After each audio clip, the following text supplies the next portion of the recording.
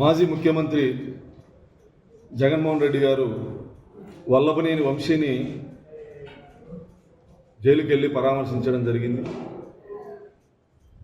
కూలీ కోసం కూనీలు చేయించినటువంటి చరిత్ర కలిగినటువంటి వంశీని హంతకుల ముఠా నాయకుడు వెళ్ళి కలిసిన విధంగా ఉంది. జగన్మోహన్ రెడ్డి అతన్ని కలవడం ఒక దుర్మార్గుల అధినేత పరామర్శించినట్లుంది. అసలు వంశీ అనే వ్యక్తి ఏ తప్పు చేయలేదు. ఈ రాష్ట్రంలో లా అండ్ ఆర్డర్ లేదు.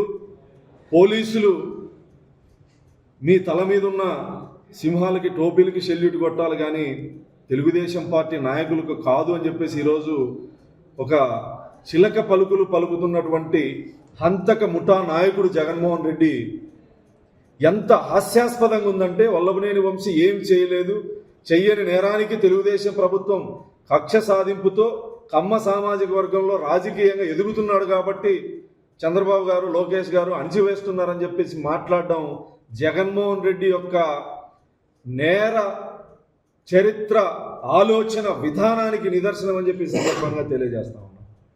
వల్లభనేని వంశీ అనే వ్యక్తి గన్నవరం నియోజకవర్గంలో చెయ్యనటువంటి దుర్మార్గాలు లేవు. సత్యవర్ధన్ అనే ఒక దళితుడు పార్టీ ఆఫీసులో, తెలుగుదేశం పార్టీ ఆఫీసులో పనిచేసేటువంటి వ్యక్తి పార్టీ ఆఫీసును తగలబెట్టిన కేసు ఆఫీసులో పనిచేసిన వ్యక్తిగా కంప్లైంట్ ఇస్తే అతన్ని కిడ్నాప్ చేసి దాడి చేసి ఒక రకంగా హత్య చేస్తే కేసే ఉండదు కదా అనే ఆలోచన చేసినటువంటి దుర్మార్గుణ్ణి అసలు ఏ తప్పు చెయ్యలేదు, జడ్జి ముందర వాంగ్మూల్యం ఇచ్చాడు. వాంగ్మూల్యం ఏ రకంగా ఇప్పించారు?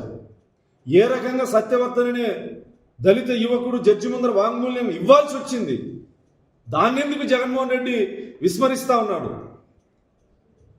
హవాలా డబ్బుల్ని వైఎస్ఆర్సీపీ నాయకులు అవినీతి అక్రమ సంపాదనని దేశం దాటించడంలో సిద్ధహస్తుడైనటువంటి వంశీ ఏం చెయ్యలేదని చెప్పేసి, అమాయకుడని చెప్పేసి మాట్లాడేటువంటి జగన్మోహన్ రెడ్డి వైఖరి ఏదైతే ఉందో, సామాజిక వర్గం ఐఏఎస్ ఐపీఎస్ అధికారులు ఎక్కడున్నారు? ఈరోజు ఎక్కడున్నారు?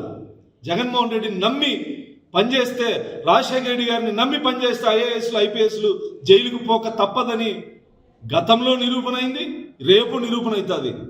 ఇలాంటి దుర్మార్గాలు చేసేటువంటి జగన్మోహన్ రెడ్డి ఈరోజు వంశీని పరామర్శించడం, జైలుకి వెళ్ళడం, హత్య చేసిన హంతకుడికి, దోపిడీ చేసిన దోపిడీదారుడికి, చేయించిన హంతక ముఠా నాయకుడు, దోపిడీదారుల యొక్క ముఠా నాయకుడు పరామర్శించిన దాని కింద తీసుకుంటాను తప్ప నువ్వేదో నాయకుడిగా ప్రతిపక్ష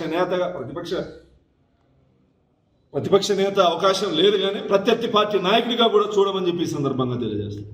జగన్మోహన్ రెడ్డికి నిజంగా నీ పార్టీ కార్యకర్తల మీద చిత్తశుద్ధి ఉంటే, నువ్వు వీటిని కక్ష సాధింపు చర్యలని నువ్వు భావిస్తే రా, అసెంబ్లీకి చర్చిద్దాం. 24 నుంచి అసెంబ్లీ జరుగుతుంది, రా చర్చిద్దాం. ఇది ప్రజాస్వామ్య పాలన అని మేము నిరూపిస్తాం. కక్ష సాధింపు చర్యలను నువ్వు నిరూపించగలవా? బయట సాక్షిని పెట్టుకొని అడ్డదిడ్డంగా మాట్లాడడం కాదు. నువ్వు నిజంగా ప్రజాప్రతినిధి అయితే, నీకు నిజంగా నీ పార్టీ నాయకుల మీద, కార్యకర్తల మీద చిత్తశుద్ధి ఉంటే రా అసెంబ్లీకి. కక్ష సాధింపు చర్య అని నువ్వు అంటున్నావు కదా, దాని మీద చర్చించే దమ్ము నీకుందా? నీ మీడియాని పిలుచుకొని నీ నాయకుల్ని, కార్యకర్తల్ని ముందు పెట్టుకొని మాట్లాడడం కాదు. ఇది కక్ష సాధింపు చర్య ప్రభుత్వం అని అంటున్నావు కదా, అసెంబ్లీకి వచ్చి మాట్లాడు నీకు దమ్ముంటే. మేము నిరూపిస్తాం వంశీ యొక్క అవినీతి దుర్మార్గపు చర్యల్ని. అసెంబ్లీ వేదికగా మేము బహిర్గతం చేస్తాం. నీకు దమ్ముంటే వచ్చి మాట్లాడు అసెంబ్లీకి వచ్చి.